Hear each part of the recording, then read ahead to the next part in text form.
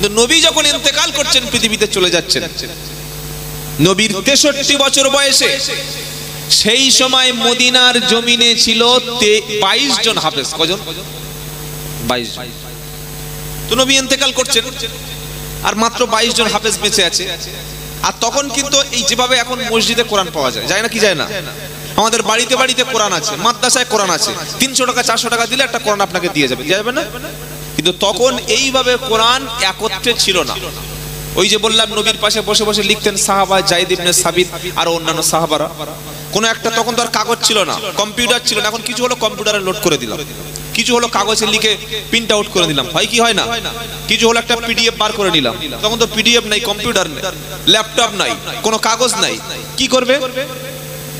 সাহাবারা লিখতেন এইরকম বিশাল বড় একটা পাথর, পাথরের উপরে ধরুন ইন্না আনজালনাহু ফি লাইলাতিল কদর, এই সূরাটি লিখে রেখেছে। আপনারা শুনতে বুঝতে পারছেন তো? সূরাটি লিখে রেখেছে। ধরুন সূরা লাহাব, তাব্বাত ইয়াদা আবি লাহাবি ওয়া তাব, এই সূরাটি একটা গাছের পাতায়, বড় পাতা শুকিয়ে তার উপরে লিখে রেখেছে।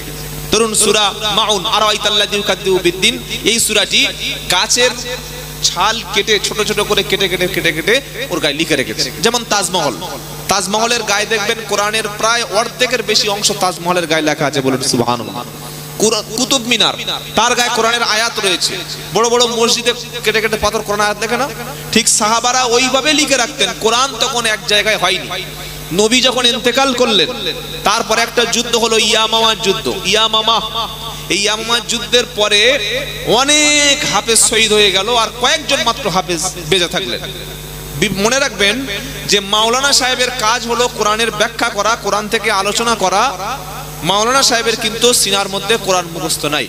কোন মাওলানা সাহেব এক জায়গায় বসে 30 পারা বলতে পারবেন না, কিন্তু একজন বলতে পারেন, তার নাম হচ্ছে হাফেজ সাহেব। বলুন না সুবহানাল্লাহ।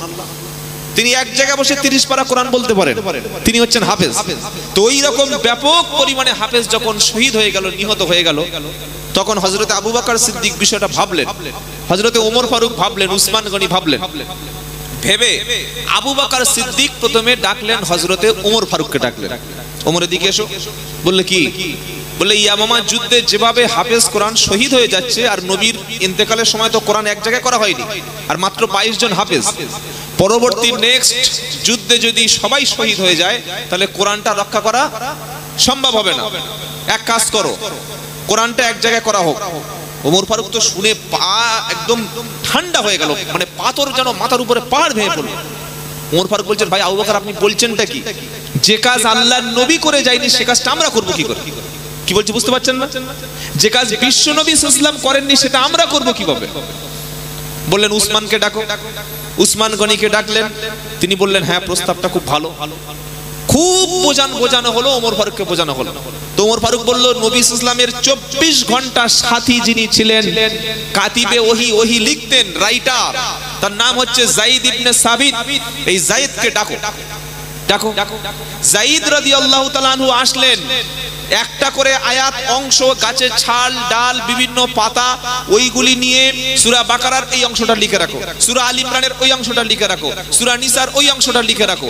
যখন একটা করে আয়াত লিখছেন আর দুজন করে সাক্ষী উপস্থিত করছেন, যে এই আয়াতটা যখন নাজিল হয়, কে কে শুনেছিলে, কার কার সামনে নবী বলেছিল, বললে হ্যাঁ আমরা শুনেছি। এভাবে গোটা কোরআনটাকে এই এক জায়গা করা উসমান গনি রাদিয়াল্লাহু তাআলা আনহু, হযরতে ওমর ফারুক রাদিয়াল্লাহু তাআলা আনহু আর আবু বকর সিদ্দিক যায়েদ রাদিয়াল্লাহু তাআলার উপরে দায়িত্ব দিলেন। কি বিশাল দায়িত্ব, বুঝতে পারছেন? চারটিখানি ব্যাপার না। হযরতে যায়েদ রাদিয়াল্লাহু তাআলা আনহু বলেন, যখন আমাকে দায়িত্ব দেয়া হলো, আমাকে আবু বকর এবং উমর দুজন ডেকে যখন বিষয়টা আমার সামনে বললেন, আল্লাহর কসম, আল্লাহি, ওহদ পাহাড় যদি এক জায়গা থেকে নিয়ে আর এক জায়গায় স্থানান্তরিত করে দেওয়া আমাকে বলতো, আমার দ্বারাই সহজ ছিল, কিন্তু কোরআন লিখে এক জায়গায় একত্র করা আমার পক্ষে কঠিন ছিল। কিন্তু তারা দুজনে আমাকে বোঝালেন, আর আল্লাহ পাক আমাকে ইসলামের জন্য অন্তরটা প্রশস্ত করে দিলেন। আল্লাহ যদি আপনাকে সহজ না করে দেয়, আপনি কোরআন বুঝতে পারবেন না। প্রচুর ছেলে মাদ্রাসা পড়তে যায়, বাপ দোয়া করছে, আল্লাহ ছেলেটা আলেম বানাও, হাফেজ বানাও, মুফতি সাহেব বানাও, কিন্তু পড়াশোনা 3 বছর 4 বছর করে বাড়িতে এসে এমন বাদত তৈরি হয়েছে, ও সাধারণ ছেলের চাইতে আরো বাদরামি করছে। কি আছে না? নাই? হ্যাঁ, কান্দার কপালে হেদায়েত নাই, হেদায়েত শূন্য হয়ে গেছে। লেখা শুরু হয়ে গেল। কয়েক বছর পরিশ্রম করার পরে যখন কোরআনের একটা কপি লেখা হলো, ওটা নিয়ে আল্লাহর নবী সাল্লাল্লাহু আলাইহি সাল্লামের দ্বিতীয় খলিফা হযরতে ওমর ফারুকের কাছে যায়েদ ইবনে সাবিত জমা দিলেন। জোরে বলুন সুবহানাল্লাহ। যে হাফেজগুলো বেঁচে ছিলেন তাদেরকে বললেন তোমরা কোরআন পড়ো। সুবহানাল্লাহ বলতে ইচ্ছা করে না? কি আশ্চর্য ইতিহাস গো।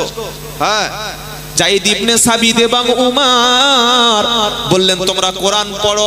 হাফেজে কোরআন যে কজন বেঁচে ছিল তারা কোরআন পড়তে শুরু করলো, আর প্রত্যেকটা অক্ষর আয়াতগুলি মিলিয়ে মিলিয়ে দেখা শুরু হলো। মেলানো শেষ হয়ে গেল, হাফেজে কোরআনের তেলাওয়াত শেষ হয়ে গেল। সূরা ফাতিহা থেকে নাস পর্যন্ত 114টা সূরা, 30টি পারা, 540টা রুকু, 86,430টি শব্দ, 6,666টি বাক্য, 3,23,760টা অক্ষর যেমন ভাবে হাফেজ পড়েছিল যায়েদ ইবনে সাবিত এইভাবে একত্রে লিখে ফেললো। জোরে বলুন সুবহানাল্লাহ। এই অংশটা নিয়ে হযরত ওমর ফারুকের কাছে পাণ্ডুলিপি আকারে জমা দেয়া হলো। ওমর ফারুক যতদিন খেলাফতের দায়িত্ব ছিলেন মদিনায় ততদিন তার কাছে এটা সংগ্রহ ছিল। আর ওমর ফারুক ইন্তেকাল করার সময় ওমর ফারুকের মেয়ে রাসূল পাক সাল্লাল্লাহু আলাইহি সাল্লামের স্ত্রী আম্মা জান হাফসা রাদিয়াল্লাহু তাআলা আনহার কাছে দিয়ে ওমর ফারুক ইন্তেকাল করলেন। হাফসা রাদিয়াল্লাহু তাআলা আনহা রাসূলের একজন প্রিয়তমা স্ত্রী ছিলেন। 3 নম্বর খলিফা হলেন, নাম হচ্ছে উসমান ইবনে আফফান। কি গো জানেন না উসমান গনি রাদিয়াল্লাহু তাআলা? জানেন না? এই উসমান ইবনে আফফান রাদিয়াল্লাহু তাআলা আনহু তিনি দেখলেন বিভিন্ন জায়গার লোক বিভিন্ন ভাবে কোরআনের আয়াত পড়া শুরু করে দিয়েছে, এক এক লোক এক এক রকম ভাবে পড়ছে। উসমান গনি বললেন এইবার উসমান গনি খেলাফতের দায়িত্ব নিয়ে রাসূলের স্ত্রী আম্মা জান হাফসা, ওমর ফারুকের মেয়ে আম্মা জান হাফসা রাদিয়াল্লাহু তাআলা আনহা তার কাছে গিয়ে বললেন ওই পাণ্ডুলিপিটা দাও, ওই কপিটা দাও। ওটা নিয়ে হাজার হাজার তিনি কোরআন আবার নতুন করে ওই কপি দ্বারা তিনি লিখে গোটা সমস্ত খেলাফতের মধ্যে সবকিছু ছড়িয়ে দিলেন। জোরে বলুন সুবহানাল্লাহ। এজন্য উসমান গনিকে বলা হয় জামিউল কুরআন। আবু বকর, উমর, যায়েদ রাদিয়াল্লাহু তাআলা, উসমান গনি রাদিয়াল্লাহু তাআলা যদি এই মেহনতটা না করে যেতেন আপনি কোরআন পেতেন না। কোরআন থাকতো না আপনার কাছে, পাবেন কি করে আপনি? বলে হুজুর তাহলে আমাদের এই যে ভারতবর্ষে কোরআনটা এলো ওই অরিজিনাল ওইটা এসছে তো নাকি অন্য কিছু এসছে? কি গো বিশ্বাস হয় না? অনেকে প্রশ্ন করতে পারে যে আমাদের এই আপনাদের এটা কোন থানা? বাদুড়িয়া থানায় যে আমাদের এলাকায় যে কোরআনটা মসজিদে আছে সত্যি ওই উসমান গনির ওই কোরআন তো? হাফসা রাদিয়াল্লাহু তাআলা ওই কোরআন তো নাকি এটা আবার কম বেশি আছে? ভারতবর্ষের জমিনে ইসলাম এনেছিলেন হাক্কানি ওলিরা, হাক্কানি আলেমরা। জোরে বলুন সুবহানাল্লাহ। খাজা মহিউদ্দিন চিশতি নাম শুনেছেন? শুনেন নাই বাবা? যাকে আমরা এক কথায় বলি খাজা বাবা, কি তাই তো? কিন্তু তার ডিগ্রি, তার কোয়ালিটি, তার কোয়ালিফিকেশন, কোয়ান্টিটি আমরা অনেকে জানি না। তিনি মাত্র 7 বছর বয়সে কোরআনের হিফজ করেছিলেন। জোরে বলুন সুবহানাল্লাহ। এই বাবাজিরা, হাফেজ হওয়ার পরে তিনি আলেম হলেন, তারপরে দাওয়াতের কাজ করতে করতে, কলেমার প্রচার করতে করতে কোথাকার মানুষ আল্লাহ তাআলা তাকে হিন্দুস্তানের জন্য কবুল করলেন। জোরে বলুন না সুবহানাল্লাহ। তিনি ছিলেন হাফেজ। এইভাবে বর্তমানে আমাদের ভারত, পাকিস্তান, বাংলাদেশের জমিনে রয়েছে। মাইক ম্যানটা কই? সবাই এলেন? আপনি বিয়ে হয়ে গেছে সেই সময় গরু জবাই করছে, কি বুঝলেন? একটু আগে আসবেন তো, এবার সাউন্ডটা ঠিক হয়েছে বলে এত কষ্ট হচ্ছে কেন কথা বলতে? প্রতিদিন তো 4 ঘন্টা, কালকে 2টো প্রোগ্রাম ছিল। আমি প্রোগ্রাম 2টো করে করি না, কিন্তু সমস্যা হয়ে গেছে। মানে 6 মাস আগে কথা দিয়ে ফেলেছি। এবার ঠিক আছে ভাই, আর বাড়াতে হবে না, কমাতে হবে না। আপনি এবার গিয়ে খেয়ে শুয়ে পড়ুন। খুব দারুণ সাউন্ড। দেখি তাকবীর দিন, নারায়ে তাকবীর। তো কালকে 2টো প্রোগ্রাম ছিল, প্রায় 5 ঘন্টা 2 জায়গায় কথা বলতে হলো। আর আমি তো এরকম ঘড়ি দেখে বক্তব্য করি না, 2 ঘন্টা হয়ে গেছে বক্তা নিয়ে এসো, ওই লোক আমি নই।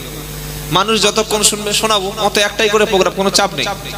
কি গো বাবাজিরা, আল্লাহ আল্লাহ ভাইরা, অনেক বক্তা আছে 2 ঘন্টা হয়ে গেছে, আর 1 মিনিট বললে টাকা বেশি দিতে হবে। কি সর্বনা, যেন জোন খাটতে এসছে। কি গো, কাজ করতে গেছে 500 ইট গেঁথেছি, যদি ফের আরেকটা করে রদ্দা ধরি আরো 200 টাকা দিতে হবে। আছে না নেই? এই ওয়াজের মজলিসটা এটা বানাবেন না। আর যারা বক্তব্য করতে এসে টাকা চেয়ে নেয়, টাকা ডিমান্ড করে, আল্লাহি আল্লাহকে সাক্ষী রেখে বলছি, ওরা আলেম না, ওরা বক্তা না, ওরা গরিবের রক্ত চোষা। বক্তা হওয়ার জন্যে মাথায় টুপি পরেছে, মুখে দাড়ি লাগিয়েছে, গায়ে জুব্বা লাগিয়েছে, টান শিখে নিয়েছে, কিছু পীর সাহেবের জীবনী মুখস্থ করেছে, দুটো একটা গজল মুখস্থ করেছে, কিন্তু কোরআন তারা পড়েনি। যদি বলেন কেন পড়েনি, পারা নাম্বার 23 সূরার নাম ইয়াসিন, আল্লাহ বলছেন ইত্তাবিউ মাল্লা ইয়াসআলুকুম আজরা ওয়া হুম মুহতাদুন, তোমরা তাদের অনুসরণ করো, তাদেরকে মেনে নাও যারা দিন প্রচার করে, কোরআনের কথা শুনিয়ে, কলেমার কথা শুনিয়ে তোমাদের কাছে কোনো পারিশ্রমিক চায় না, টাকা চায় না, পয়সা চায় না, তাদেরকেই তোমরা অনুসরণ করো। জোরে বলুন না সুবহানাল্লাহ।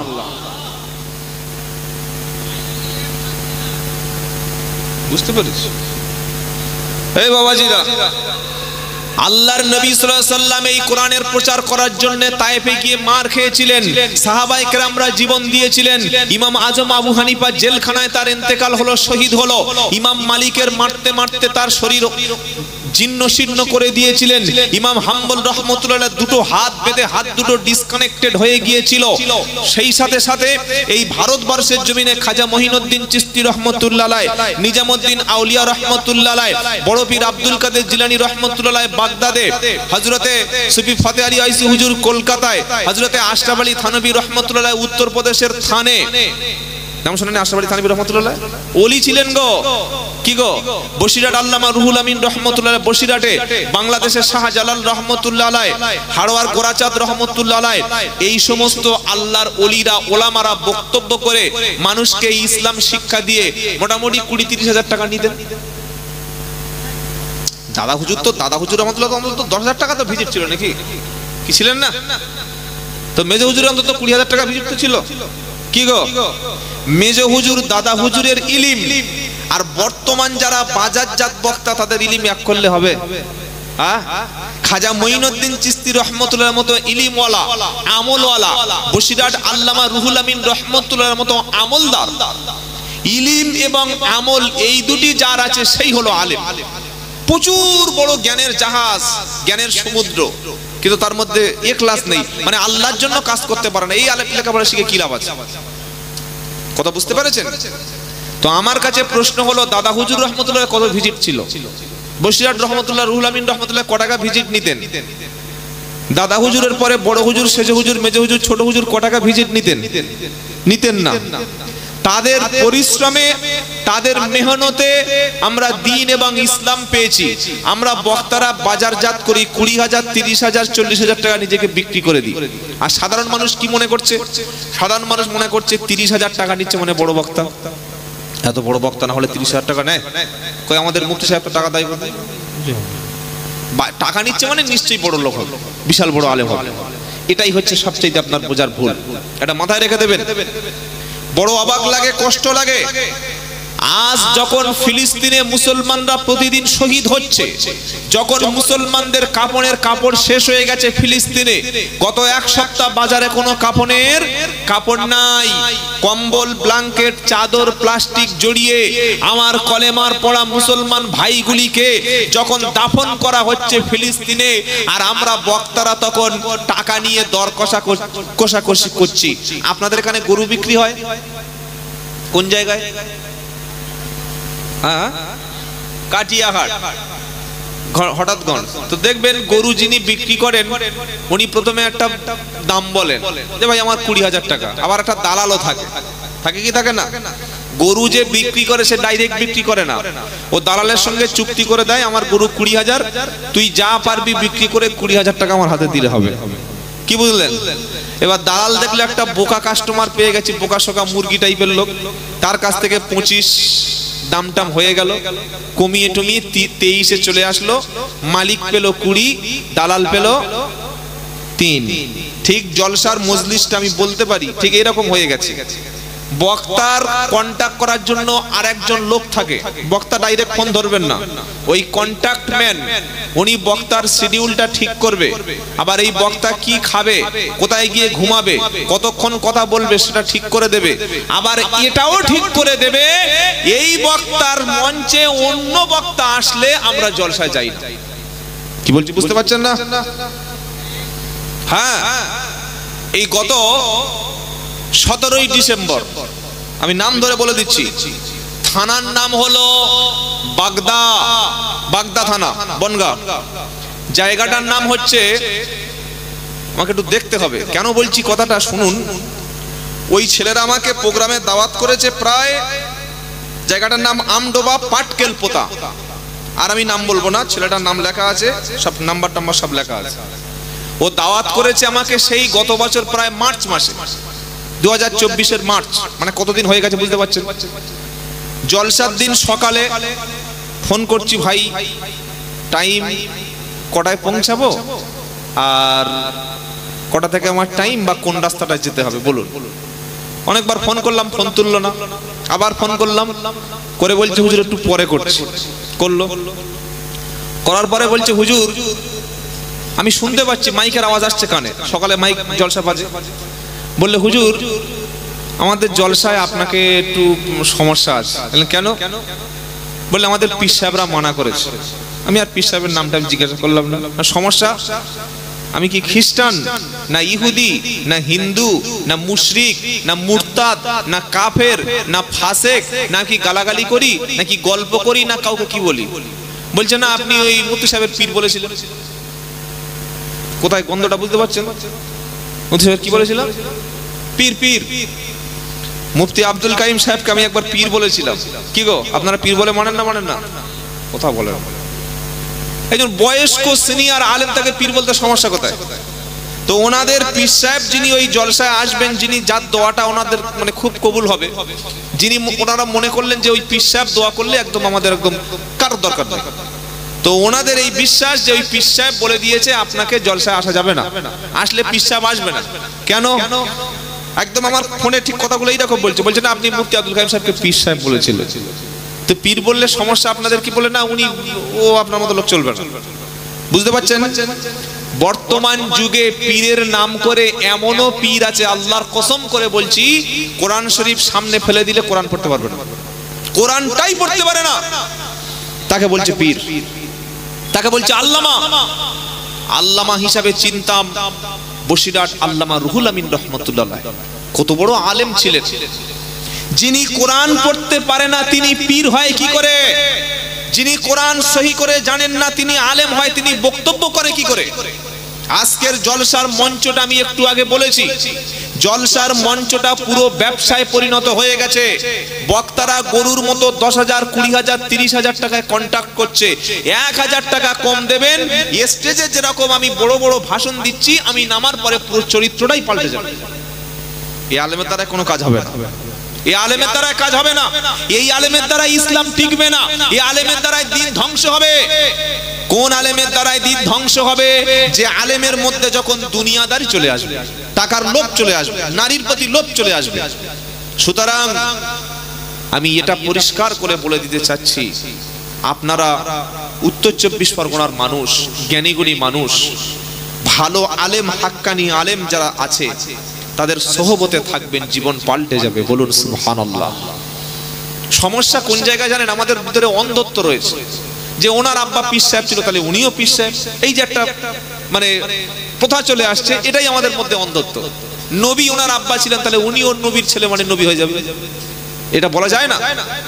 পীরের বেটা অবশ্যই পীর বলে মেনে নেব, আলেম বলে মেনে নেব, যদি তার মধ্যে ইলম থাকে, ইখলাস থাকে, খুলুসিয়াত থাকে। কি বলছে বুঝতে পারছেন না? আর যদি তার মধ্যে ইলম না থাকে, অন্ধর মতো তার পিছনে তাকবীর দিয়ে ধন্য করা, এটা অন্তত আমি পারি না। এই কারণে আমার সঙ্গে অনেক পীর সাহেব জলসা করছে না, তারা বলে দিয়েছে বাবা আপনি আসলে ঠিক আছে ভাই, আমার তো এমনি ঘুমানোর সময় পাচ্ছি না, আজ রাত্রে একটু ঘুমিয়ে একটু পড়াশোনা করে নি।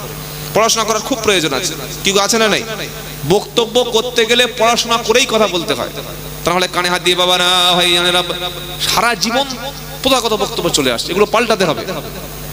সকলে বলুন আমরা কোরআন সুন্নাহ ইজমা কিয়াস অনুযায়ী হাক্কানি আলেম হাক্কানি ওলিদের সোহবতে থাকবো, বলুন ইনশাআল্লাহ। তারপরে ফোনটা কেটে দেওয়ার আগে বলছে, হুজুর আপনি ফুরফুরা সিলসিলা বিরোধী। আমাকে বলছে, আমি বললাম কি দেখতে পেয়েছেন? বললেন না আপনি দরুদ শরীফ পড়েন না। দরুদ শরীফ কিভাবে পড়তে হবে?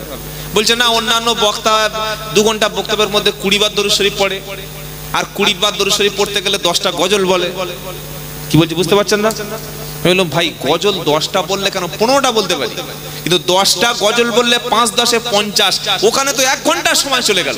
তাহলে সাধারণ মানুষ টাকা দিয়ে আমাকে কোরআন শোনার জন্য 500 লোক আমার দিকে হা করে তাকিয়ে আছে, আর আমি গজল বলতে এসেছি। এটা কবে ভাববো? দরুদ শরীফ পড়ুন, বারবার পড়ুন, কিন্তু সেটা যেন মানুষকে টাইম পাস করার দরুদ শরীফ না হয়। কি বলছি বুঝতে পারছেন না?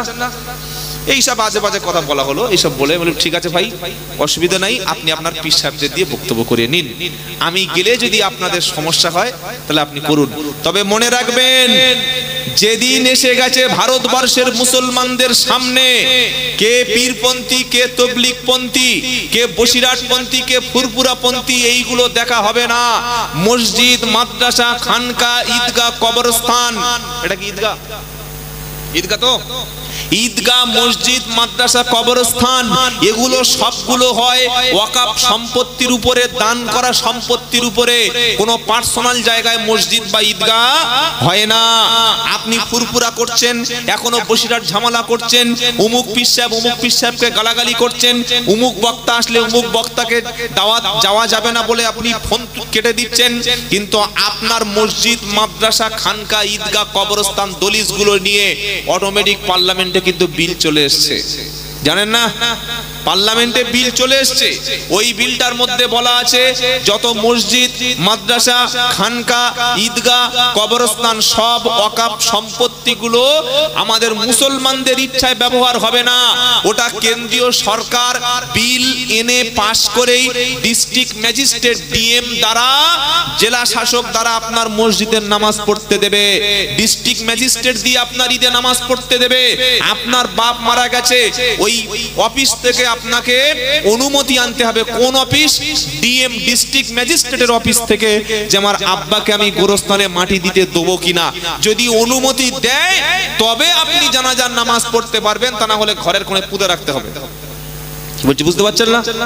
এই রকম একটা সিচুয়েশনে চলে এসেছে, আর আমরা কিছু মানুষ অশান্তির আগুনে আরো ঘি ঢেলে দিচ্ছি। আর একটা কথা বলি, কদিন আগে আপনারা দেখেছিলেন ফুরফুরা শরীফের পীরজাদা সাহিমউদ্দিন সিদ্দিকী সাহেব, নাম শুনেন নাই বাবা?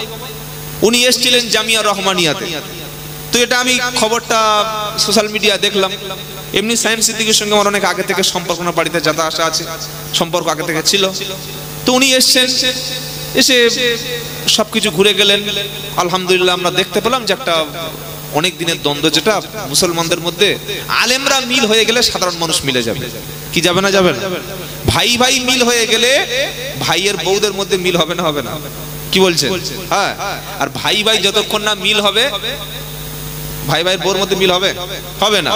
তো ফুরফুরা শরীফ, বসিরহাট বা মুফতি সাহেবদের সঙ্গে কোনো জমি জায়গা নিয়ে ঝামেলা নয়, শুধু খালি একটাই ঝামেলা, একটাই সেটা আপনারা প্রত্যেকদিন, ওটা আমি আর বলতে চাচ্ছি না, ছোট্ট ছোট্ট বিষয়গুলো নিয়ে। তো যদি তিনি এসে, যদি সবাই একসঙ্গে আমরা চলি, একই মঞ্চে যদি ফুরফুরার পীর সাহেবরা, একই মঞ্চে যদি পশ্চিমবঙ্গের ওলামারা থাকে, তাহলে এটা মুসলমানদের জন্য একটা ভালো। কি গো, এই কলকাতায় ধর্মতলায় মিটিং হয়েছে ওয়াকফ বিল নিয়ে, জানেন না? 3টে মিটিং হয়েছে একই মাঠে, একদম সেম একই মঞ্চ, একই মাঠে 3টে মিটিং। প্রথম করলো কে? কামারুজ্জামান সাহেব, আপনাদের বাদুড়িয়ার ছেলে। দ্বিতীয় মিটিংটা করলো কে? সিদ্দিকুল্লাহ চৌধুরী সাহেব, তৃণমূলের একজন নেতা। তৃতীয় মিটিং করলো কে? পীরজাদা তোহা সিদ্দিকী সাহেব। দিলীপ ঘোষ বলুন, শুভেন্দু অধিকারী বলুন, যত বিজেপি নেতা ছিল তারা প্রত্যেকে দেখেছে যে এই মুসলমানদের মধ্যে কতগুলো দল, কতগুলো ভাগ। কি বলছি বুঝতে পারছেন না? 3টে দল, কামারুজ্জামান, তোহা সিদ্দিকী সাহেব, আর যদি সিদ্দিকুল্লাহ চৌধুরী সাহেব আমাদের মুফতি সাহেবও গিয়েছিলেন, আর ওলামারা সবাই মিলে যদি কলকাতায় একটা মিটিং করে 10 থেকে 20 লাখ লোক একটাই ধ্বনি তোলা হতো যে পশ্চিম বাংলার জমিনে, ভারতবর্ষের জমিনে ওয়াকফ সম্পত্তি যদি কেউ দখল করতে আসে, আমরা মুসলমানরা স্বাধীনতার জন্য যেভাবে জীবন দিয়েছিলাম ওয়াকফ সম্পত্তির জন্য সেই রকম জীবন দেব, সমস্ত দল সমস্ত মতের ওলামারা এক জায়গায় হয়ে যদি এই প্রতিবাদটা মিছিল হতো, 25 থেকে 30 লাখ লোক এক জায়গায় হতো না? হতো না? হতো না? কিন্তু সেই ঐক্য চিত্র আমরা ধরে তুলতে পারিনি। আর যতক্ষণ পর্যন্ত নিজেদের মধ্যে ঐক্য না হবে, আল্লাহ বলছে তোমাদের ক্ষমতা শেষ। কে বলছে? আতিউল্লাহ ওয়া রাসূলাহু ওয়া লা তানাযাউ ফাতাফশালু ওয়া তাযহাবা রিহুকুম ওয়াসবিরু ইন্নাল্লাহা মা'আস সাবিরিন।